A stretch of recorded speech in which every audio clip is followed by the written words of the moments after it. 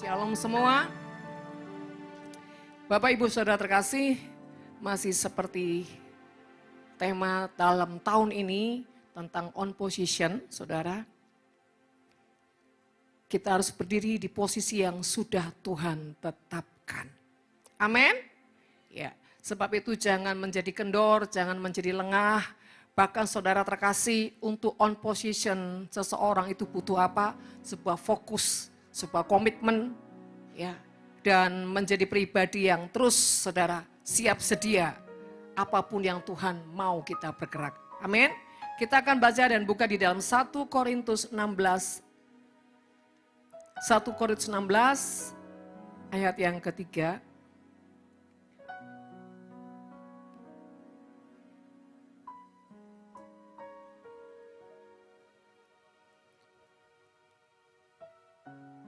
Demikian firman Tuhan, berjaga-jagalah, berdirilah dengan teguh dalam iman, bersikaplah sebagai laki-laki dan tetap kuat. Amin. Saudara terkasih, dikatakan berjaga-jagalah dan berjaga-jagalah berdiri dengan teguh dalam iman, bersikaplah sebagai laki-laki. Bapak Ibu Saudara terkasih, artinya berjaga-jaga itu kita tidak boleh jadi orang yang lengah. Ya, berjaga-jaga itu saudara bukan kita jadi orang yang terus tegang berhari-hari, tidak. Tapi lebih ke kehidupan kita yang terus saudara punya hubungan dengan Tuhan, menjaga sebuah hubungan dengan Tuhan dan terus saudara apa? Terkoneksi dengan Tuhan. Seperti yang tadi kita sudah nyanyikan bahwa kita ini bukan hanya terhubung tapi menyatu dengan Tuhan. Amin, saudara. Nah, saudara dikatakan berdirilah dengan teguh dalam iman. Apa itu iman, saudara?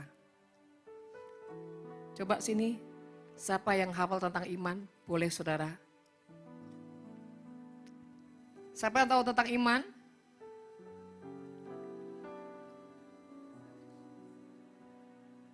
Ya.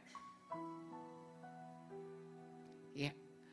Saudara, dasar dari segala sesuatu yang kita harapkan dan bukti yang tidak terlihat.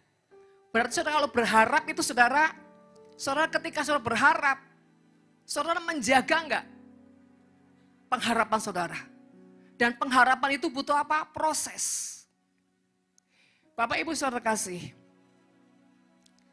ketika dikatakan berjaga-jagalah. Kenapa saudara Tuhan mau kita berjaga-jaga? Karena begini, banyak orang itu kalau seringkali merasa sudah doa pagi, ya kan? Sudah ibadah, sudah pelayanan, di luar itu seringkali tidak menjaga.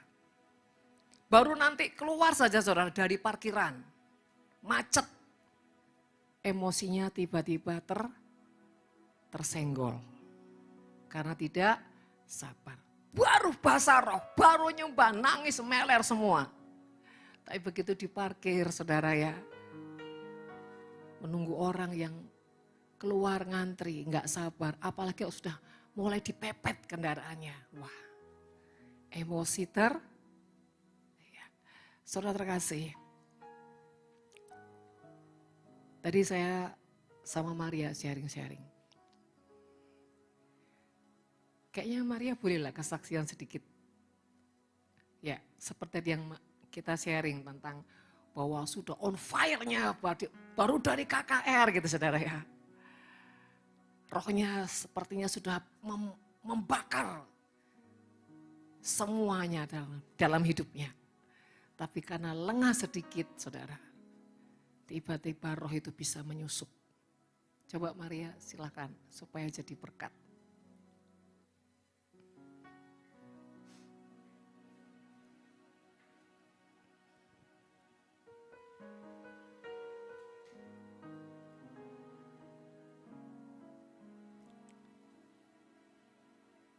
Cek ya. Shalom Bapak Ibu.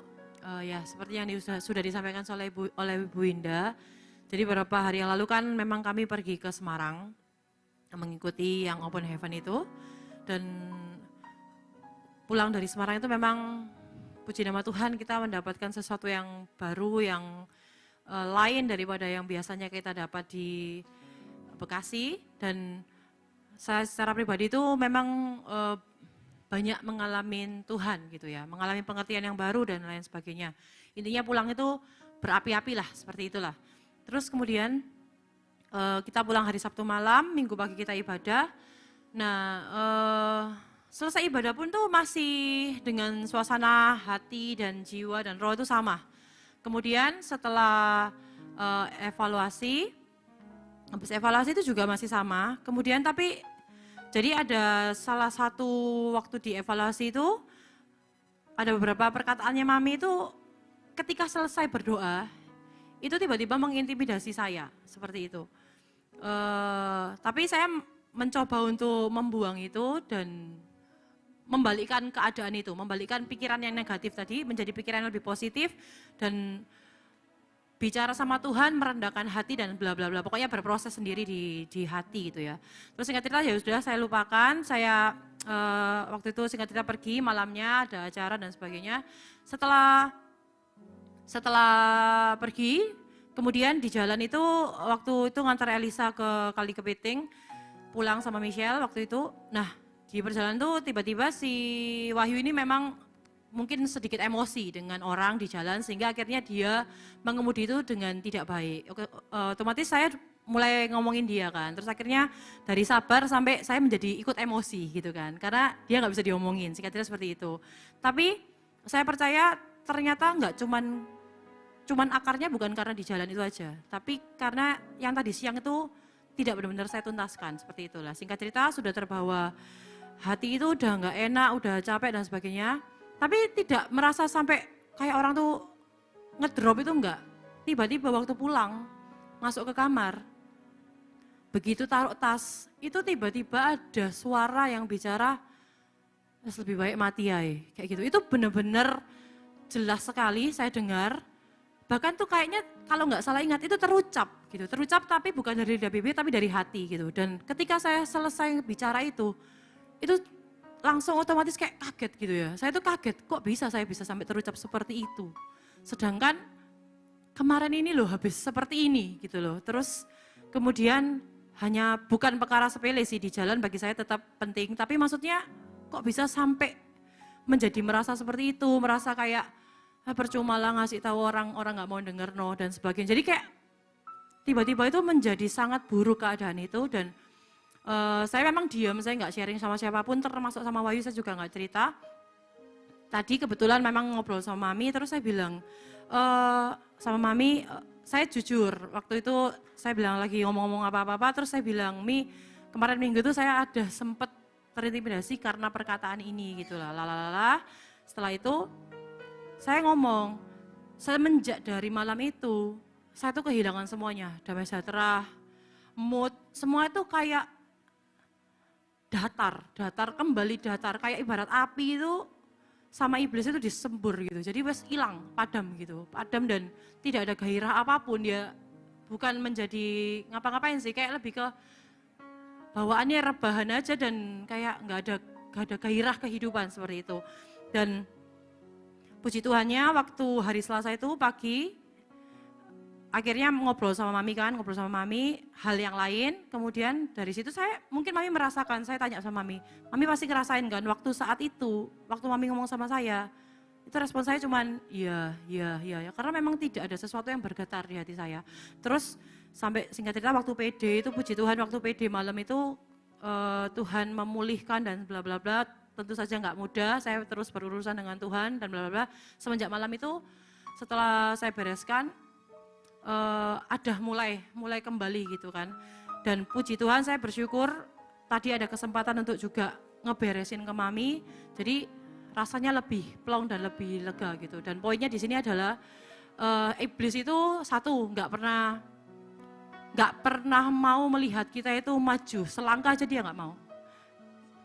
Dia akan berusaha menjegal kita dari berbagai keadaan, dari berbagai arah, yang dimana mau seberapa kamu berapi-api, tapi bukan tentang itunya, tapi pondasimu. Saya juga diingatkan bahwa harus punya pondasi yang kuat, pondasi kebenaran, pondasi firman itu sangat penting, karena menurut saya kamu boleh berapi-api hari ini, tapi kamu keluar dari tempat ini, kalau kamu tidak punya pondasi firman, tidak punya pondasi iman, maka cepat banget gitu. Cepat banget hidupmu diombang-ambingan sama iblis, seperti itu. Dan saya juga sekali lagi belajar untuk melihat maksudnya kayak jangan menjadi pribadi yang bodoh, tapi terus belajar, terus mengenali setiap kita ini punya visi yang Tuhan kasih. Jadi otomatis kita harus pintar untuk melawan iblis, kita harus pintar melawan kedagingan kita, karena sekali lagi iblis itu tidak tinggal diam. Jadi maksud saya di sini Bapak Ibu, api yang begitu menyala itu bisa iblis tiup begitu saja kalau kita nggak punya dasar firman. Dan Mami tadi meneguhkan juga harus punya dasar firman, karena dasar firman itu yang membuat kamu bisa menang atas apapun yang iblis katakan untuk hidupmu. Itu. Terima kasih Tuhan memberkati. Ya, puji Tuhan. Saudara, kenapa saya mau anak saya bersaksi? Karena manusia ini begitu riskan dengan yang namanya kejatuhan. Sekalipun orang yang diurapi model kayak apa saudara ya, bukan berarti saudara dia tidak berjaga-jaga. Tapi banyak orang merasa sudah diurapi, hidupnya tuh sembarangan. Hidupnya tidak berjaga-jaga karena dia merasa apa? Diurapi, punya karunia. Nah itu lebih gawatnya lagi saudara. Kalau merasa dia punya karunia itu lebih gawat saudara. Kenapa? Biasanya timbul hati yang selalu apa? Meremehkan. Merasa terlalu percaya diri sehingga apa? Lupa untuk bagaimana hidup bergaul dan mengandalkan Tuhan. Jadi Bapak Ibu terkasih, kita harus hati-hati di sini. Makanya dikatakan berjaga-jagalah. Berdirilah dengan teguh dalam iman. Berjaga-jaga itu artinya waspada dalam segala situasi dan keadaan. Bahkan katakan tadi hanya dengan satu perkataan saudara ya bisa menjatuhkan.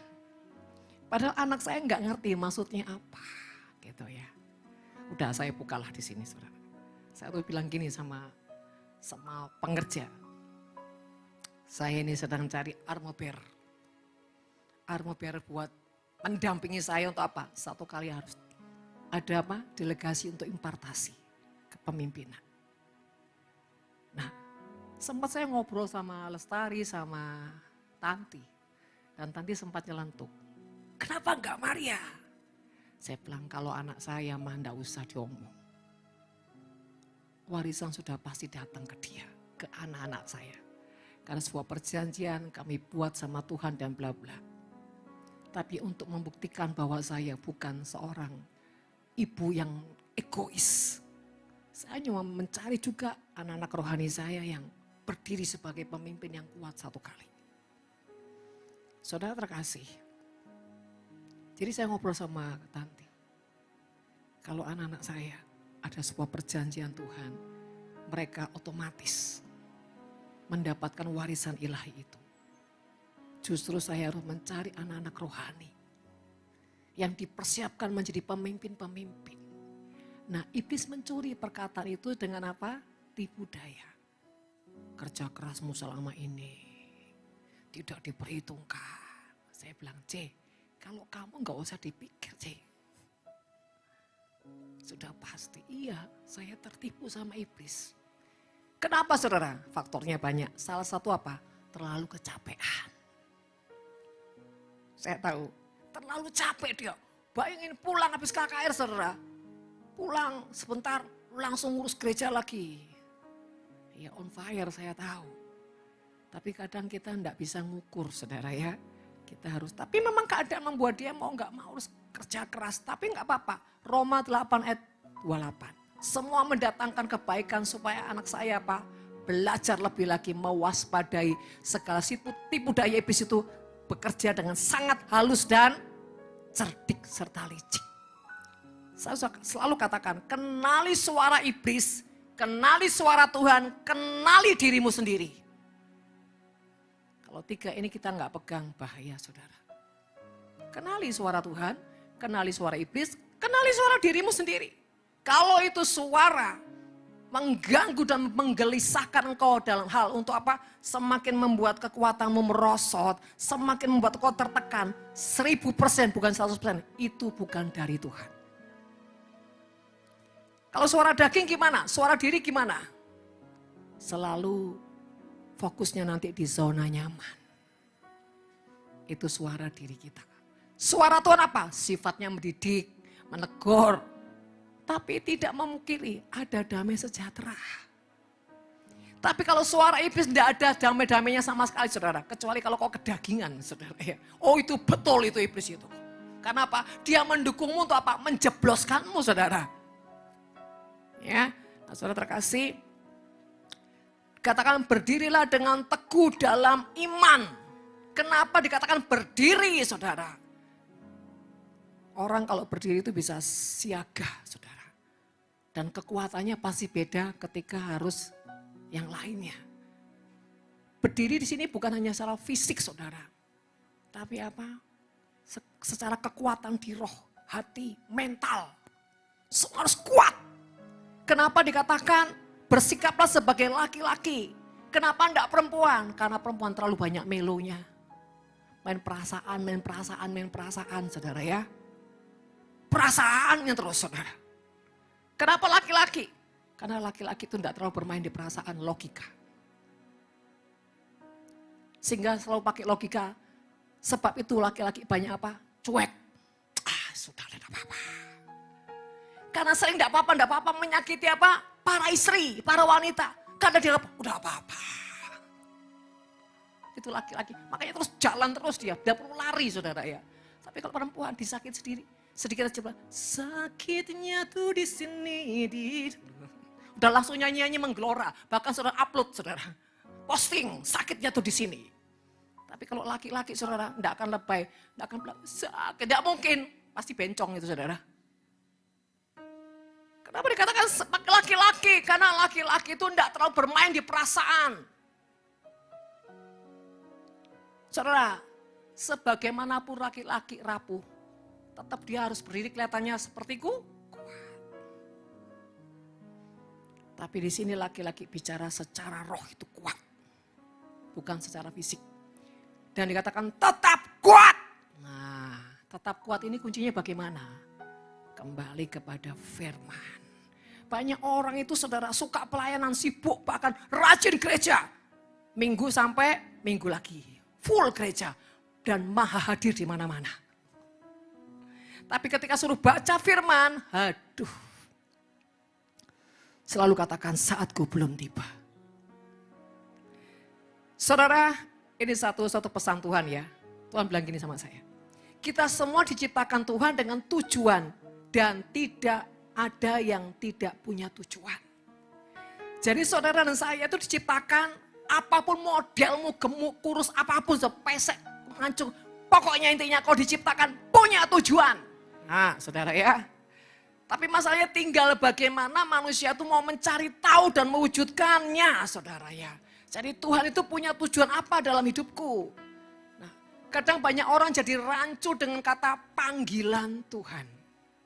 Ya, apalagi harus dikaitkan dengan yang namanya pelayanan dan pekerjaan. Susah untuk membedakan mana pelayanan, mana pekerjaan. Jadi Bapak Ibu Saudara terkasih, sebetulnya pelayanan ataupun pekerjaan ya itu harusnya menjadi satu paket buat setiap anak Tuhan. Yang membedakan begini, kalau pekerjaan ya itu aja bisa monoton. Tetapi kalau pelayanan sebetulnya tidak bisa monoton, saudara. Ya monoton Bu. Saudara, contoh begini. Saya sering kali kasih contoh yang paling simpel adalah pelayanan seorang usher. Usher kan gampang saudara.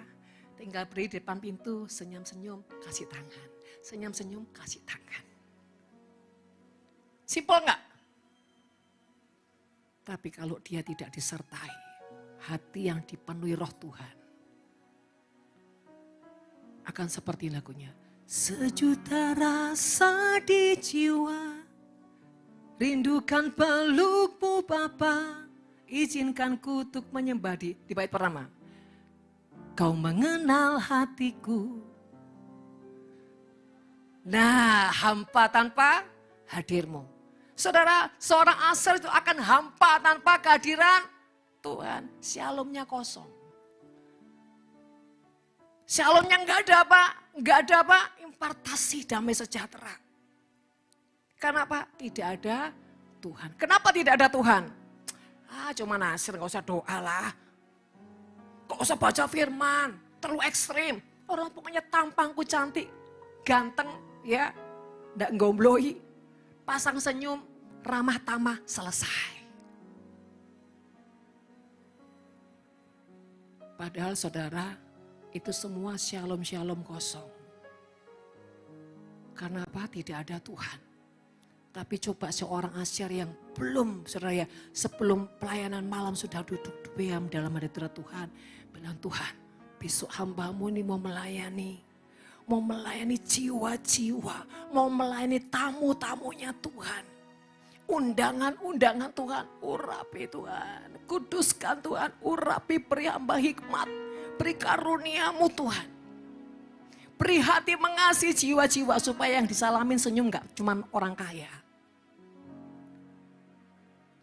Dan ketika dia sudah berdoa, nyembah, begitu shalom saudara. Shalom, maknyes. Belum lagi saudara, manifestasi Roh Kudus bekerja. Kelihatan dari jauh, Tuhan sudah bilang, itu dia lagi berduka. Karena banyak tekanan. Tekanan ekonomi. Yes Tuhan, begitu sampai. Gak cuma dibilang shalom, habis shalom. Ibu, kuat, percayalah. Allahku kan memenuhi. Nyanyi sedikit, jangan banyak-banyak, nanti antri banyak saudara. Terus loh, kok tahu ya, kok tahu. Nanti ada bapak-bapak saudara. Tuhan bilang ini tidak setia sama istrinya. Waduh. Ngomong gini karena pengalaman jadi Asyar saudara ya. Apa saudara? Shalom Pak, pundak sini saya tepuk. Yang setia sama istri Pak, bedot. Maksudnya ibu apa? Entah gimana, itu suara yang saya dapat dari Tuhan. Ya sih Bu, terima kasih. Sehingga masuk saudara, duduk yang cari yang paling belakang, nangis. Nah, hadirat Tuhan sudah ada ketika belum apa, mulai ibadah. Datang lagi. Ini mulutnya suka ngegosip. Saudara saya bilang apa? Ibu, shalom. Hidup dan mati dikuasai oleh lidah. Maksudnya apa? Langsung mendelik matanya mau turun, mau keluar saudara kayak Lea. Saya bilang, jaga perkataan. Tidak boleh berkata sia-sia. Maksudnya apa? Ibu jangan paksa saya untuk terus berterus terang. Tanya sama Tuhan, silakan duduk beribadah. Tanya Tuhan, saya gak ngomong terus terang saudara. Nanti diinjek lagi saudara. Duduk ibu, cari kehendak Tuhan. Itu contoh saudara. Jadi Asyar pun itu bisa sangat diurapi Tuhan kalau dia mengandalkan Tuhan. Apalagi kalau itu kolektan saudara. Yes. Kelihatan yang pelit-pelit, itu sebelah sana kayaknya pelit. Begitu sodorkan, beri yang terbaik Pak. Maksudmu, kasih yang merah-merah. Apapun saudara Tuhan bisa pakai loh saudara. Singer. Enggak cuma ngekor, cuma nyanyi. Dia bisa berkolaborasi, menguatkan sesuatu yang beda. Tapi seirama. Saudara terkasih, itu orang yang mengandalkan Tuhan. Orang yang diurapi Tuhan, tidak kosong. Nah saudara terkasih, hari-hari ini saudara, saya ini banyak melayani orang-orang yang tidak sadar keberadaannya seperti apa. Banyak roh yang mengganggu jiwanya. Saya beberapa hari ini terus ngobrol sama anak-anak rohani saya.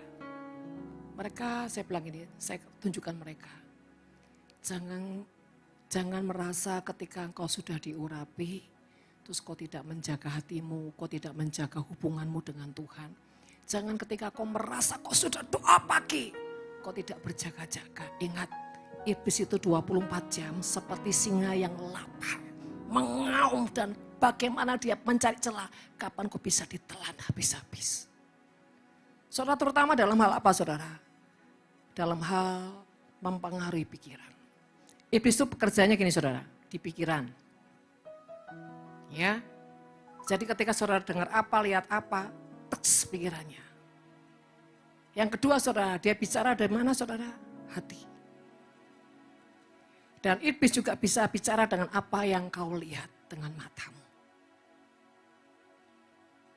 Kenapa bisa dia bergerak, bermanifestasi seperti itu saudara? Ya, di luar yang sudah kecapean, saudara yang harusnya perlu istirahat, bisa juga karena jiwamu itu dalam kondisi yang sangat berantakan. Mungkin kecewa yang tidak dibereskan, marah, saudara. Dan banyak hal. Nah saudara terkasih, hari-hari ini, apalagi kalau saudara, saya ini gara-gara sering nemenin suami ya, lihat TV, mendampingin suami. Jadi saya tuh lihat berita-berita di TV itu semua sangat mengerikan. Seperti manusia yang sudah kehilangan nurani, saudara. Manusia seperti bukan manusia. Saya sampai Tuhan, ngeri sekali ya Tuhan. Dan Tuhan berkata begini, sekarang itu banyak terjadi. Kepalsuan demi kepalsuan. Kepalsuan seperti apa saudara? Kepalsuan bungkus-bungkus yang rohani. Kepalsuan bungkus-bungkus yang agamawi. Karena manusia tidak rela berjalan bersama Tuhan dalam setiap didikan. Bapak Ibu terkasih, sekali lagi.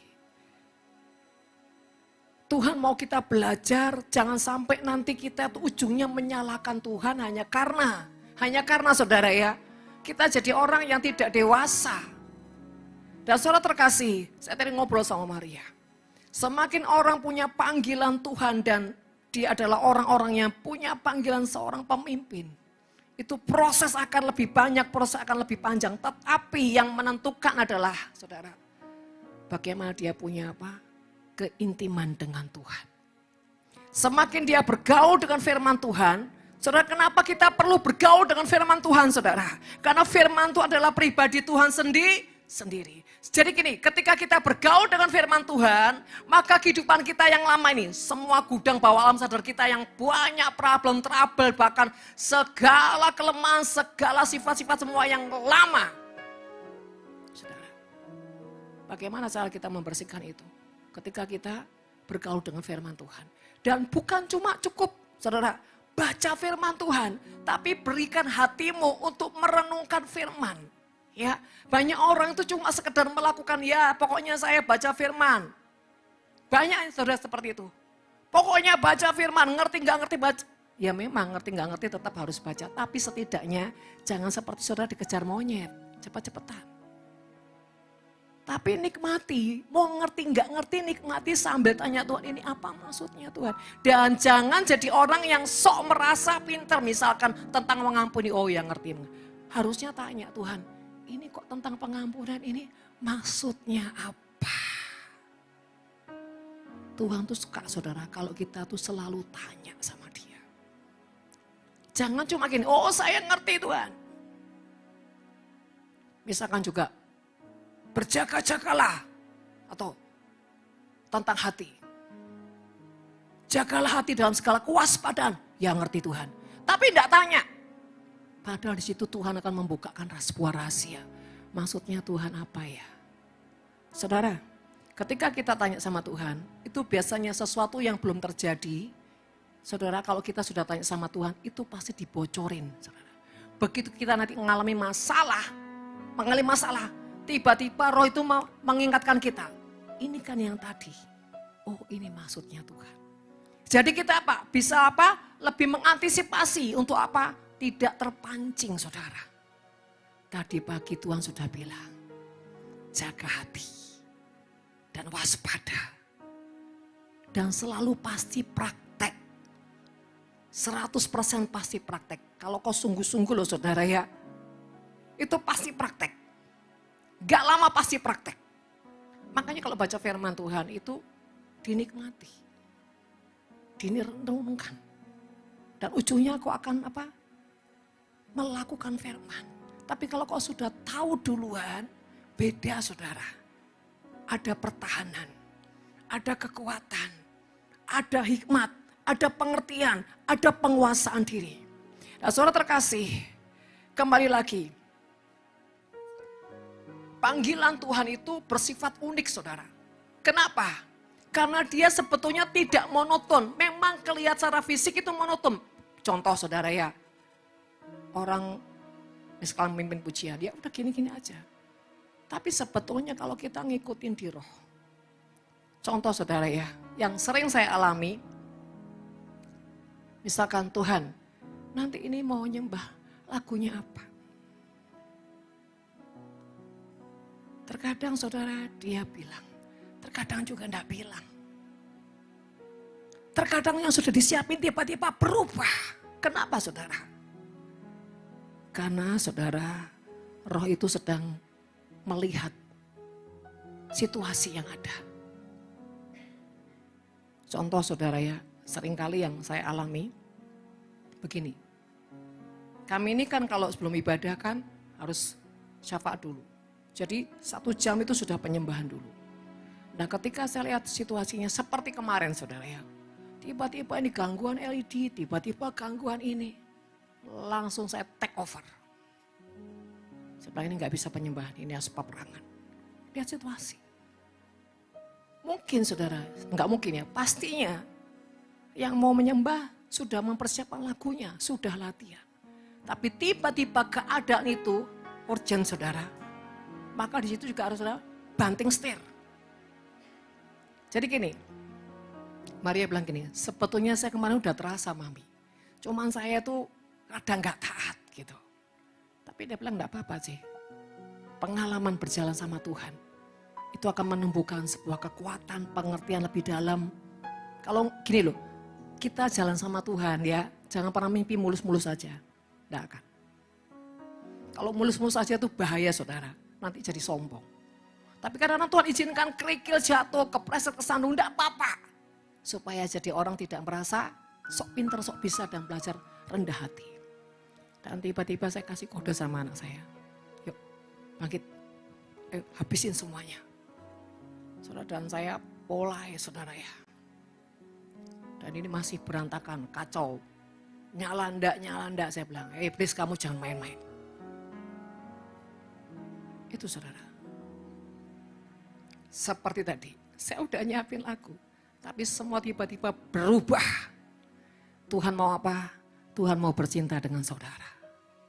Tuhan mau membangun sebuah hubungan dengan setiap apa? Anak-anaknya. Tuhan ingin membangun sebuah kedalaman supaya apa? Anak-anaknya mengerti betapa dia sangat mencintai setiap kita. Tuhan mau supaya kita yang hatinya kering, yang hatinya mulai pudar, cintanya semua mulai dibangkitkan kembali. Nah, saudara, itulah kalau kita berjalan dengan roh Tuhan. Berjalan dalam pimpinan Tuhan. Bapak Ibu Saudara terkasih. Dan hari-hari ini kita juga harus lebih waspada, lebih cerdik ya. Dalam setiap perjalanan kita tuh jangan sampai kita ini jadi orang yang apa ya, tidak lepas kontrol lah saudara ya. Jangan sekali-kali gini, memang kalau kita sudah doa pagi setidaknya tuh kita tenang ya saudara ya. Kita sudah doa pagi, jadi kita punya apa, dasar kekuatan, dasar untuk apa, berdiri dengan kuat. Tetapi saudara tetap harus berjaga-jaga. Tadi waktu berangkat ke sini juga gitu, hujan deras sekali. Saya ada doa enggak berhenti, kita bilang, sudah urusan Tuhan. Sebetulnya mau bilang gini ya, di akhir zaman ini mau nggak mau suka nggak suka, kita ini sebetulnya secara real ya menghadapi peperangan. Serius. Ya, dan kita ini jadi orang yang harus menjaga sikap. Kalau enggak kita ini gampang tertipu untuk jadi orang apa? Melo. Peperangan dengan keadaan, situasi, kondisi banyak hal saudara. menghadapi orang-orang yang macam-macam. Dan saudara terkasih, gimana kita harus terus menjaga hati kita dengan Tuhan. Apapun proses perjalanan saudara ya, selama kita menjadi orang yang motivasinya benar, sungguh-sungguh mau taat sama Tuhan, di luar yang kita tidak bisa kendalikan, percayalah Tuhan yang mengatur segala sesuatunya. Dan yang kedua saudara, tentang motivasi. Ibrani 10 ayat 22 dikatakan, karena itu marilah kita menghadap Allah dengan hati yang tulus ikhlas. Iman yang teguh, ya, keyakinan iman yang teguh oleh karena hati kita telah dibersihkan dari hati nurani yang jahat, dari tubuh kita yang telah dibasuh dengan air yang murni. Saudara, hati yang ikhlas, hati yang tulus ikhlas. Kelihatannya sih simpel, saudara. Tentang bicara hati yang tulus ikhlas. Tapi seringkali saudara, kalau mau jujur, apalagi kita banyak tersakiti, kecewa. Apakah benar-benar kita ini jadi orang yang ketika datang dalam hadirat Tuhan, udah standby Tuhan, aku nanti mau menyembah Tuhan. Apakah jiwamu tidak terganggu dengan yang lain-lain saudara? Jadi gini saudara, seringkali orang itu tidak punya kesadaran yang terus dibangun bahwa gini, saya berangkat ini mau cari Tuhan, mau nyembah Tuhan. Begitu sampai di tempat, benar-benar konsentrasi Tuhan, aku mau pengen ketemu Tuhan, aku pengen mengalami Tuhan tanpa pikir terganggu dengan kanan kiri muka belakang. Saudara, ketika saya pengenal Tuhan dari usia 17 tahun sampai hari ini, kalau sudah namanya mau ibadah, saya sudah tidak pusing kanan kiri. Terlepas saya datang sebagai jemaat atau saya pelayanan, saya selalu konsentrasi. Kenapa? Saya menjaga hati saya menjaga muatan hati saya itu kepada Tuhan. Saya tidak mau sedikit pun saudara mengalami kerugian hanya karena apa? Saya tidak fokus. Dan ketika saya menyembah, apapun keadaan hati saya enggak mau pusing. Yang penting saya harus nyembah Tuhan. Saya harus ketemu Tuhan, saya harus mengalami Tuhan. Nah di sini saudara, seringkali konsentrasi kita tuh bubar. Karena begitu kita masuk ruangan ibadah, lihat kanan, lihat kiri, udah mulai terganggu fokusnya tadi. Mulai duduk saudara, tanpa sadar pikiran mulai diganggu yang lain. Ini saudara kalau kita tidak fokus,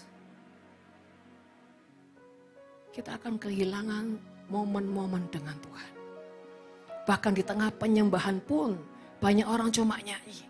Tapi dia tidak pernah dapat sesuatu rema yang kuat dari Tuhan. Dia tidak dapat message yang kuat dari Tuhan. Karena apa? Dia cuma nyanyi.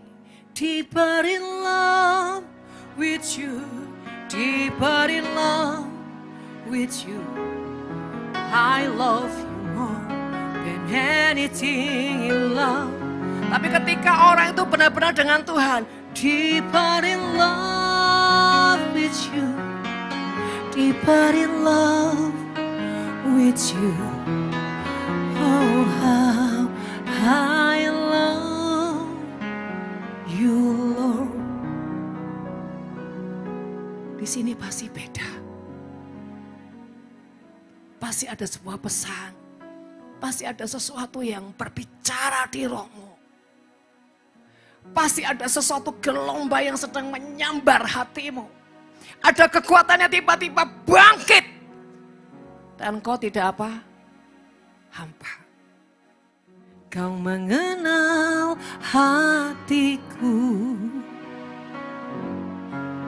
Hampa batinku. Tanpa hadirmu.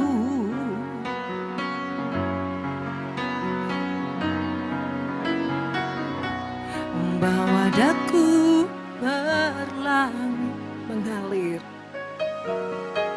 berlabuh dalam hangatnya kasih-Mu.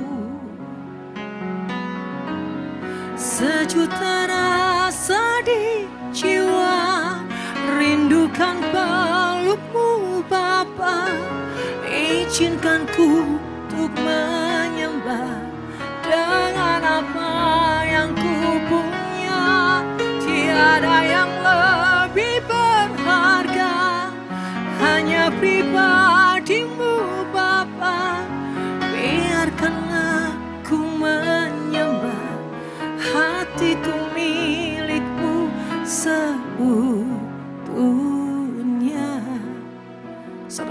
lagu ini aja, kalau kita mau kupas betapa dalamnya rasa itu dengan Tuhan. Bahkan ketika kita tidak mengalami rasa itu sebuah kekeringan, kehampaan saudara.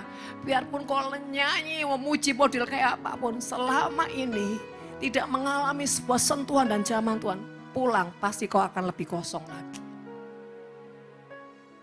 Pulang pasti kau akan lebih kosong lagi dari sebelumnya. Maka sebab itu saya katakan, iblis tidak pernah takut saudara ke gereja, bahkan tidak pernah takut saudara melayani. Tapi iblis takut ketika apa? Hatimu kau terkonektin dengan Tuhan. Kenapa saudara? Iblis akan curi semua. Benih-benih dari pujian, penyembahan, benih-benih dari firman dia akan ambil. Benih-benih itu tercecer, dia mana? Jatuh di pinggir jalan. Kenapa? Hatimu yang tidak terkonektin dengan Tuhan. Dan bahkan saudara terkasih, ketika sesuatu itu menjamah hati saya lewat pujian. Bahkan seringkali saya menikmati di dalam lebih dari apa yang saya dengar. Baik itu dari firman Tuhan, dari pujian saya akan dengar jauh lebih dari apa yang saya dengar secara kalimat manusia. Sebab itu saudara terkasih, seringkali kenapa manusia di akhir zaman ini terlalu rapuh, terlalu melo, bahkan tidak punya kekuatan. Pertama, dia tidak punya kehidupan doa, pujian dan penyembahan. Tidak ada mezbah. Di akhir zaman ini seringkali, bahkan maaf kata, pelayan Tuhan seringkali tidak punya mezbah, tapi sibuk pelayanan. Saudara, saya sudah melihat di mana-mana. Gereja-gereja persekutuan-persekutuan yang saya layani. Saya terlalu bisa melihat orang-orang yang sebetulnya kosong. Tidak punya kehidupan mezbah. Dan orang seperti ini saudara, rohnya gampang dimanipulasi sama si jahat. Dan seringkali kalau saya mau ngomong jujur, tidak banyak orang yang benar-benar dipimpin oleh Tuhan, rohnya benar-benar dipimpin oleh Tuhan dan berjalan seperti yang Tuhan mau. Terlalu banyak orang dimanipulasi dengan roh jahat, artinya apa? Tuannya bukan Tuhan, tapi roh-roh yang lain. Kenapa saudara? Roh jahat bilang gini, yang penting sudah ibadah, sudah pelayanan, sudah perpuluhan, yang penting taat sama gembala. Tapi bicara sebuah hubungan, tidak banyak orang mau. Karena kalau saudara bergaul dengan firman Tuhan, kalau benar-benar bergaul ya, ini, saudara pasti 100% setiap hari menjalani proses. Tidak mungkin tidak. Percaya. Tapi justru orang yang tidak berjalan dengan firman Tuhan, sepertinya tidak ada proses. Tapi begitu dia jatuh, tidak bisa bangkit saudara. Itu perbedaannya. Kalau sudah bergaul dengan firman Tuhan, sejatuh apapun kau akan cepat bangkit. Tapi ketika kau tidak punya landasan firman Tuhan, jatuh tergeletak, kau nggak akan pernah mampu untuk bangkit. Dan kalau sudah tidak bisa bangkit, saudara, iblis akan menekanmu begitu banyak hal. Dan ujungnya, semua cara berpikirmu, saudara, mulai saudara dimanipulasi sama iblis dengan begini. Mana Tuhanmu yang kamu sembah? Mana janji Tuhan? Diteror dan diteror, ujungnya apa? Memancing supaya orang ini ujungnya tawar dengan Tuhan. Tawar dengan apa? Janji Tuhan. Mulai kecewa-kecewa, tapi saudara dia tidak merasa dia kecewa. Biasa aja saya. Tapi yang tidak bisa dipungkiri saudara ya, buah rohnya mulai tidak bertumbuh. Hadirat Tuhan di dalam pelayan yang mulai tidak ada. Bahkan ketika dia kena masalah, dia menjadi apa? Orang yang punya kepribadian bukan cuma ganda, berganda-ganda. Bisa jadi penjilat, bisa jadi orang kompromi, bisa jadi orang macam-macam saudara. Istilahnya orang dunia apa? Hidup bertopeng. Saudara yang terkasih, betapa rentannya jiwa dari pengaruh-pengaruh roh jahat. Di Senin kemarin saya membawa pengajaran tentang api asing. Di Zoom. Dan banyak orang kaget. Ternyata api asing itu banyak unsurnya. Bukan perkara hanya Nadab dan Abihu. Tapi banyak unsur tentang api asing. Dan Senin besok saudara, saya akan membahas tentang dampak buah daripada api asin itu seperti apa. Sekilas tadi siang kalau nggak salah, saya ngobrol sama pengerja dan mereka bilang, wow, ngeri Mami. Iya, ngeri. Dan banyak orang nggak tahu di situ. Makanya firman Tuhan bilang ini, kalau keagamaanmu tidak melebihi orang-orang Farisi, semua sia-sia. Bapak Ibu terkasih, mari hari-hari ini bangkitkan rohmu, bangkitkan kesadaranmu. Bahkan setiap hari ketika kau bangun pagi bilang, tumpang tangan Tuhan, kuduskan seluruh panca inderaku, tubuh jiwa rohku, dan bukakan Tuhan selubung-selubung yang menutupi seluruh panca inderaku supaya aku bisa melihat kemuliaan-Mu, mendengar suaramu, bahkan pikiranku terkonektif dengan pikiranmu, dipenuhi dengan hikmat dan pikiran Kristus. Dan mulutku ini Tuhan, hanya menyampaikan suara kebenaran-Mu. Setiap hari kuduskan, urapi seluruh panca inderamu, hatimu. Bahkan Tuhan, jagai hatiku, jagai langkahku, beri aku iman, beri aku gairah. Setiap hari, saudara, itu setiap hari ketika saya bangun tidur, saya selalu lakukan itu.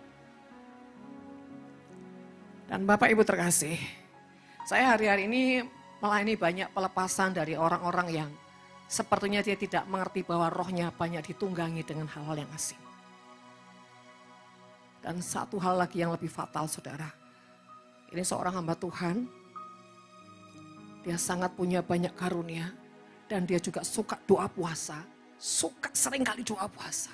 Dan dia tidak sadar ada yang lain dalam dirinya. Singkat cerita saudara, Tuhan gerakan saya ngobrol, telepon saudara, seorang hamba Tuhan ini. Saya telepon, saya bilang, awalnya saya tidak tahu kenapa saya harus telepon. Tuh bilang, kamu telepon ya, saya telepon saudara. Ya, setelah saya telepon saudara, dalam 2 menit kemudian, tiba-tiba saudara Tuhan bilang gini, bilang sama dia, kamu sudah terlalu jauh dari Tuhan. Ya saya tinggal ngomong aja, kamu sudah terlalu jauh dari Tuhan. Dan dia sempat tersinggung, dia bilang gini, maksudnya ibu apa? Saya enggak doa pagi, saya enggak bergaul dengan firman Tuhan, saya tidak bilang seperti itu. Tapi Tuhan bilang seperti ini. Terus saya tanya sama Tuhan dong, terus ini maksudnya ya apa Tuhan? Kan gitu. Tuhan bilang apa? Kau hanya melakukan sebuah rutinitas, kau tidak beda dengan roh Farisi. Tuhan buka lagi saudara. Misalkan ya, begitu dia mau cari pengertian maksudnya apa, dia saudara cari Google.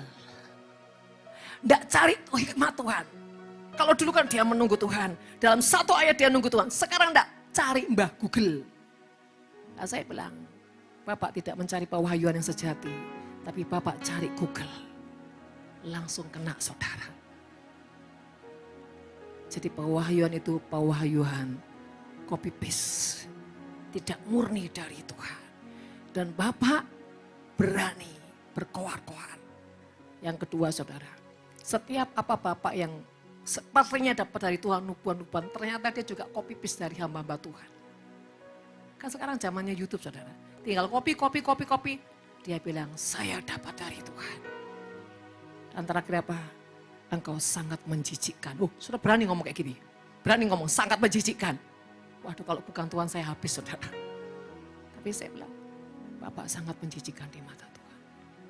Tapi ini deg-degan saudara, jantung mau copot rasanya. Ini kalau ngamuk ya apa Tuhan. Tapi puji Tuhan Bapak itu nangis. Bu, seumur hidup saya tidak pernah ditegur hamba Tuhan perempuan seperti ibu. Saudara, kalau saya ini habis disuruh Tuhan kayak gitu, saya langsung enggak. Justru saya tambah deg-degan, saudara. Tutup telepon saya bilang, Tuhan, terus saya bagaimana? Tolongi saya Tuhan. Jangan saya cuma jadi jubirnya, tapi Tuhan tolong jamin saya. Bahkan saudara, mulai kalau sudah kena gitu, keturunan demi keturunan saya Tuhan. Keluarga Nafiro, Limarim Feven, Pasta, jemaat. Iya kan, syafaat langsung. Bersyukur saudara, saya ini orang yang proteksi terus dalam 1 hari gak tahu berapa puluh kali. Karena apa? Saya takut. Yang menyampaikan ini saudara, 1 kali juga harus diuji kan. Gitu. Artinya gini saudara terkasih, kesimpulannya malam hari ini, ayo Jangan sampai kita ini lengah. Jangan sampai kita tidak berjaga-jaga hanya karena kita merasa sudah doa, sudah pelayanan, sudah ke gereja, ya sudah.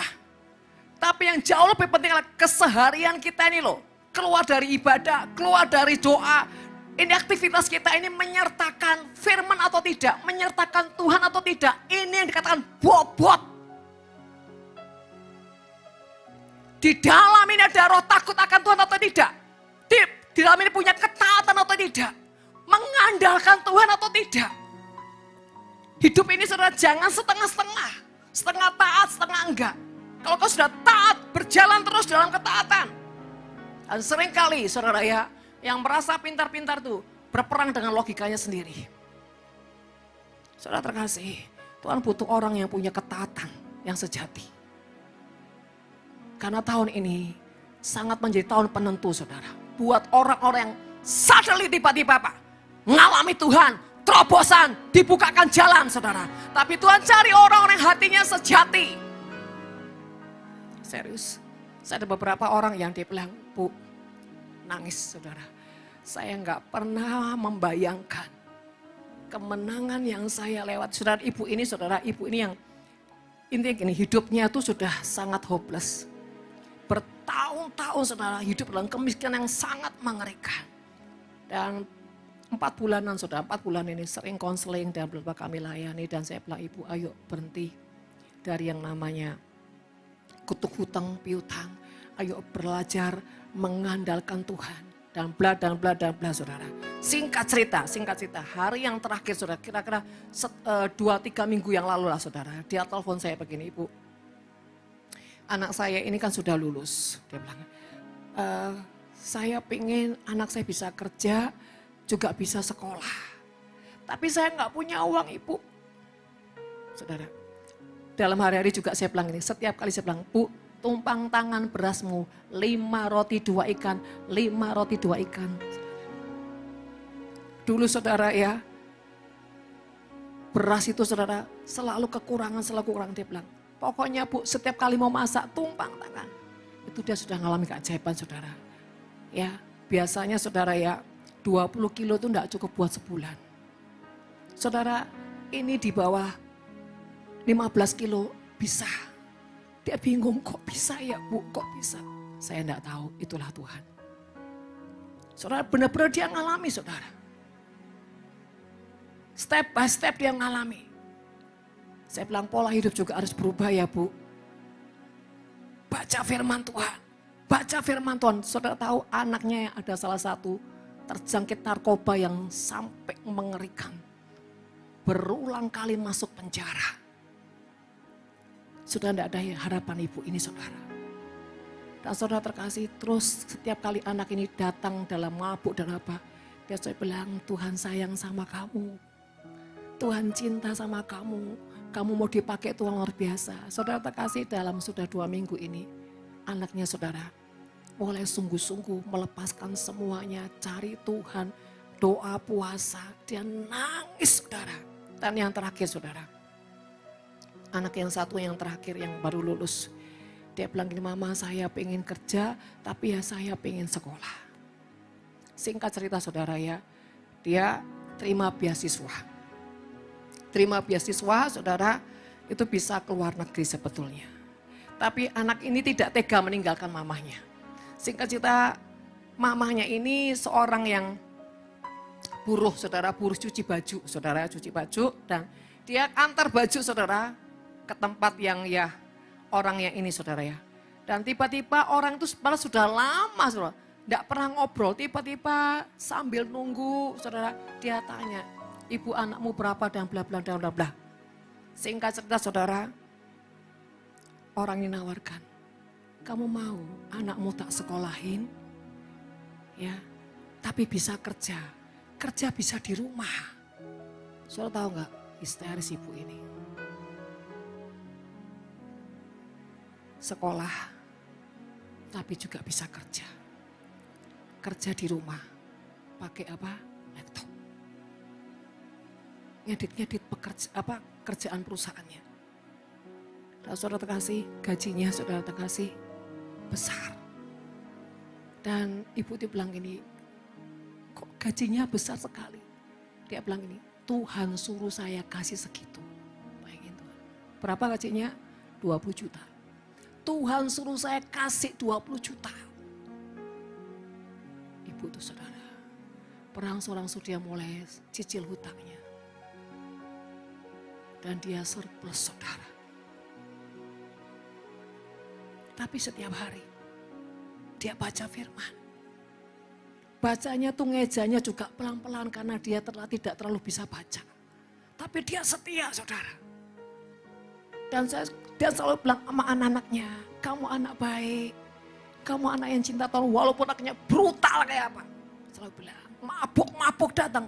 Kamu anak yang baik, kamu cinta Tuhan. Dia ikuti apa yang saya suruh katakan.